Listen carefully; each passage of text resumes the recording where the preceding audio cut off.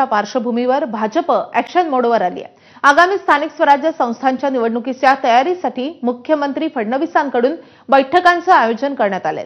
3 दिवसांमध्ये मुख्यमंत्री 6 विभागांच्या बैठका घेणार आहेत। यामध्ये आज नाशिक आणि मराठवाड्यातील पदाधिकाऱ्यांच्या बैठका पार पडतील, तर उद्या पश्चिम महाराष्ट्र आणि कोकणामधील पदाधिकारी आणि 13 ऑक्टोबरला अमरावती आणि नागपुरातील पदाधिकाऱ्यांच्या बैठका पार पडतील। आज नाशिकमध्ये फडणवीसांसह गिरीश महाजन, राधाकृष्ण विखे पाटील, रवींद्र चव्हाण, जयकुमार रावल हे नेतेही उपस्थित राहतील। आगामी स्थानिक स्वराज्य संस्था निवडणुकीच्या पार्श्वभूमीवर भाजपची आज उत्तर महाराष्ट्र विभागीय आढावा बैठक नाशिकमध्ये होत आहे। मुख्यमंत्री देवेंद्र फडणवीस यांच्या उपस्थितीमध्ये या बैठकीला प्रारंभ होणार आहे। साधारणतः 12 ते 12:30च्या दरम्यान बैठकीला सुरुवात होईल। मुख्यमंत्री देवेंद्र फडणवीस, प्रदेश अध्यक्ष रवींद्र चव्हाण, चंद्रशेखर बावनकुळे, पंकजा मुंडे, गिरीश महाजन, राधाकृष्ण विखे पाटील असे सर्वच प्रमुख मंत्री, उत्तर महाराष्ट्रामधील प्रमुख पदाधिकारी, स्थानिक स्वराज्य संस्थांचे माजी पदाधिकारी, माजी आमदार, मंत्री, खासदार असे सर्वच पदाधिकारी या बैठकीला उपस्थित राहणार आहेत। जिल्हानिहाय या बैठका होणार आहे।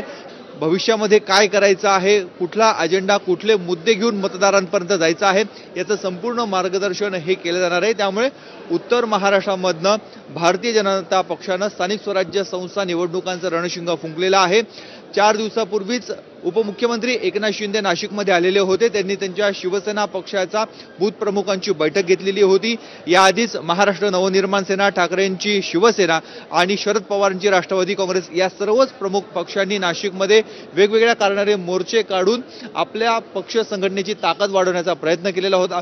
या सर्वांना मुख्यमंत्री आज काय उत्तर देणार, 100+ नारा गिरीश महाजन यांनी नाशिक महानगरपालिकेसाठी दिलेला आहे, त्यावर मुख्यमंत्री काय बोलणार याकडे संपूर्ण राज्याचं लक्ष लागलंय। कॅमेरामॅन मयूर बारगजेसह मुकुल कुलकर्णी, एबीपी माझा, नाशिक। मुख्यमंत्री देवेंद्र फडणवीस आणि उपमुख्यमंत्री एकनाथ शिंदे आज संभाजीनगरच्या दौऱ्यावर आहेत। संत एकनाथ रंगमंदिरमध्ये कार्यकर्त्यांच्या मेळाव्याला ते संबोधित करतील। आगामी स्थानिक स्वराज्य संस्था निवडणुकीच्या पार्श्वभूमीवर ते कार्यकर्त्यांशी संवाद साधतील।